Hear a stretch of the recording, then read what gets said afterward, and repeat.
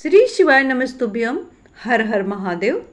दोस्तों, सावन के इस पावन प्रिय महीना में अंतिम सोमवारी हो, क्योंकि आज अंतिम सोमवारी है और अंतिम प्रदोष व्रत भी है, तो दोनों ही बहुत शुभ है, बहुत ही शुभ मुहूर्त है। ऐसे में महादेव का जो महीना है, प्यार का महीना है। सावन महीने को प्यार का महीना भी कहा जाता है। मात्र 3 दिन बची हुई है, तो कहा जाता है कि महादेव जाते वक्त कुछ न कुछ ज़रूर देते हैं, क्योंकि मेहमान जब आते हैं तो जाते वक्त ज़रूर कुछ न कुछ दे करके जाते हैं। तो वो मेरे देवों का देव महादेव जाते वक्त कुछ न कुछ अवश्य ही प्रदान करते हैं। तो वो कौन सी ऐसी उपाय है, वो कौन सी ऐसी फूल है, वो कौन सी ऐसी पूजा है जिसको करने से मेरे महादेव प्रसन्न हो जाते हैं। जो भी जातक इस उपाय से पूजा करता है, क्योंकि जो भी उपाय है सो शास्त्रों पर आधारित है। शिव महापुराण, स्कंद पुराण, कई पुराणों पर आधारित है। तो दोस्तों, मेरा वीडियो आज इसी पर आज आधारित है, क्योंकि सावन की लास्ट सोमवारी है, अंतिम सोमवारी है, अंतिम प्रदोष का व्रत है। तो बने रहिए मेरे साथ मेरे वीडियो में। प्लीज़ ये मेरी जो वीडियो अच्छी लगती है तो वीडियो को लाइक करें, चैनल को सब्सक्राइब करें। बढ़ती उपाय की ओर। वो कौन सी ऐसी फूल है जिसे महादेव को चढ़ा देने से महादेव प्रसन्न हो जाते हैं, क्योंकि शिव महापुराण में इसका वर्णन है। दोस्तों, कनेर का फूल, जो पीला कलर का जो कनेर का फूल होता है, महादेव को बहुत पसंद है। महादेव का बहुत ही प्रिय फूल है, क्योंकि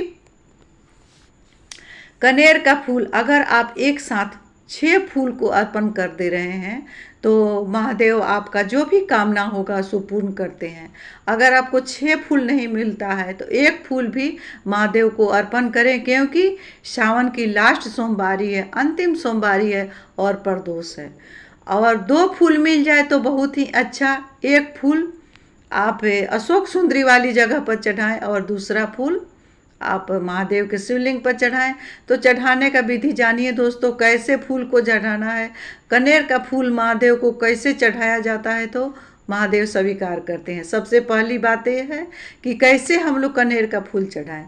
तो कनेर का फूल चढ़ाने का भी विधि जान लीजिए दोस्तों, क्योंकि बिना विधि जाने कोई भी कार्य किया जाता है तो उसका अच्छा परिणाम नहीं मिलता है। सबसे पहले कनेर फूल जब भी महादेव को अर्पण करें या किसी भी देवी देवता को अर्पण करें तो डंडी का मुंह अपने तरफ रखें और जो फूल का खिला हुआ भाग है सो महादेव के तरफ रखें।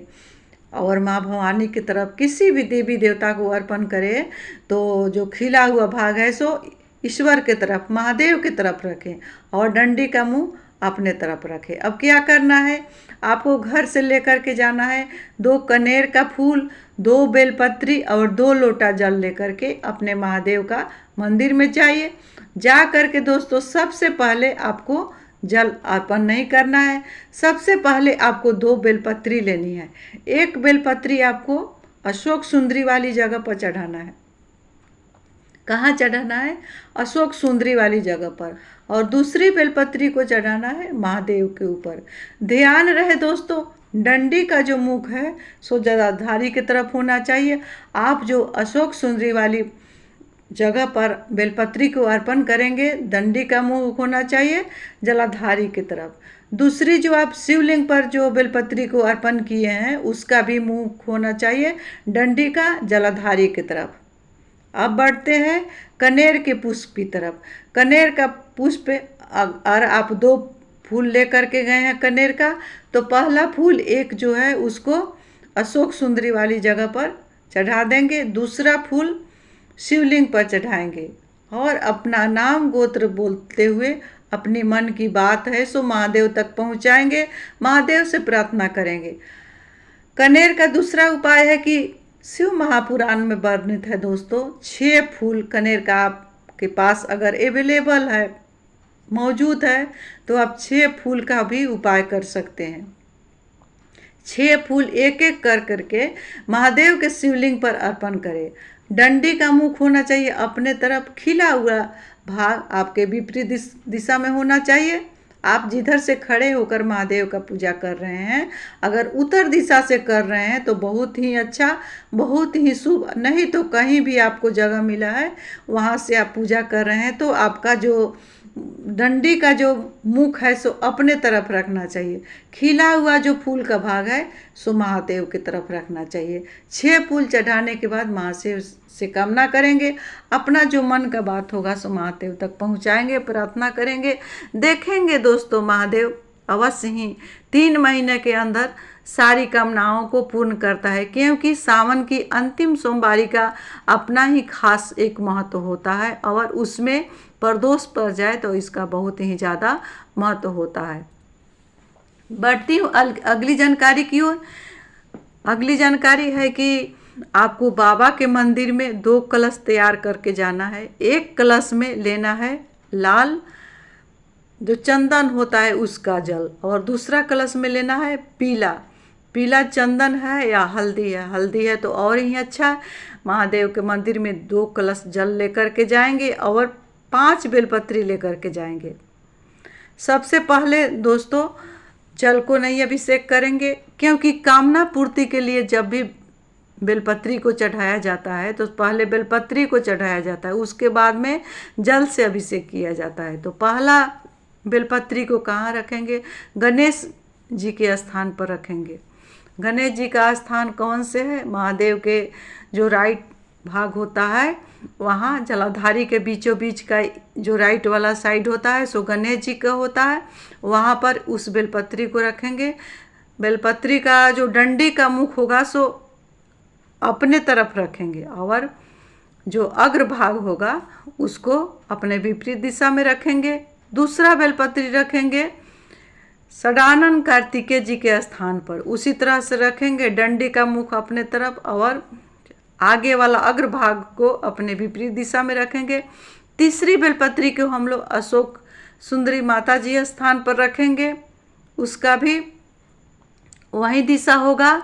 डंडी का जो मुख होगा सो शिवलिंग के तरफ होगा और अग्रभाग होगा सो जलाधारी के तरफ होगा। चौथा जो बेलपत्री होगा सो माता जी के हस्त कमल पर रखेंगे, उसका जो दो पत्ती होगा सो शिवलिंग में जुड़ा रहना चाहिए, सटा रहना चाहिए।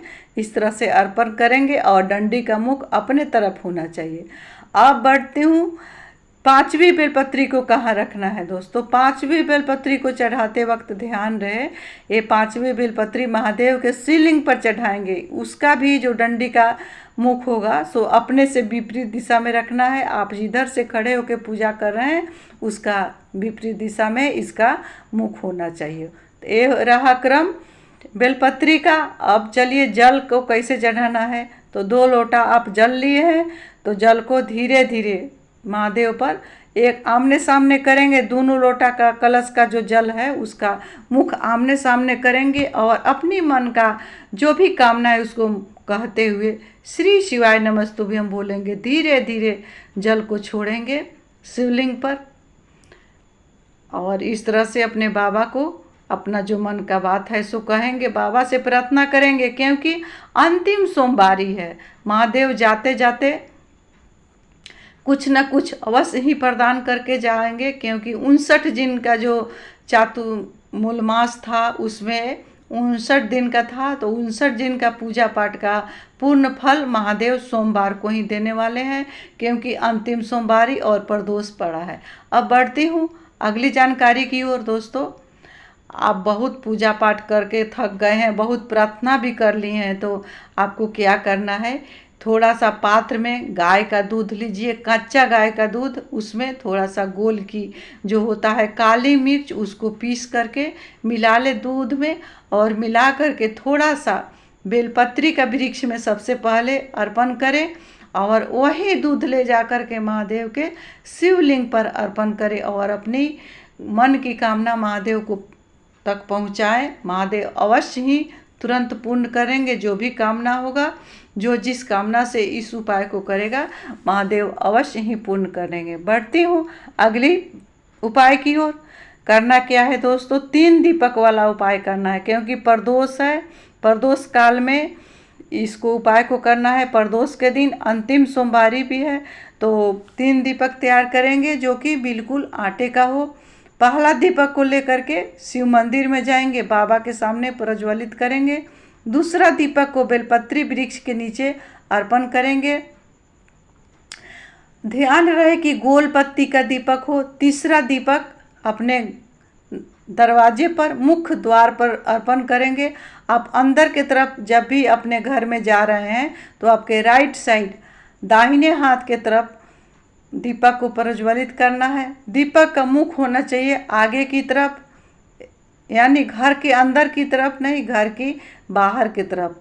ये उपाय दोस्तों कर लेते हैं तो महादेव आपको इतना देगा कि आप संभाल नहीं पाएंगे, क्योंकि मेहमान जाते जाते कुछ न कुछ प्रदान करके जाते हैं। तो दोस्तों मेरा आज का वीडियो इतना ही तक का था। आशा करती हुए मेरी वीडियो अच्छा लगेगा तो आप लोग कमेंट के माध्यम से अवश्य ही बताएंगे। कमेंट में श्री शिवाय नमस्तुभ्यम अवश्य लिखेंगे। इसी के साथ मैं अपने वाणी को महादेव के चरणों में विराम दे रही हूँ। श्री शिवाय नमस्तुभ्यम। हर हर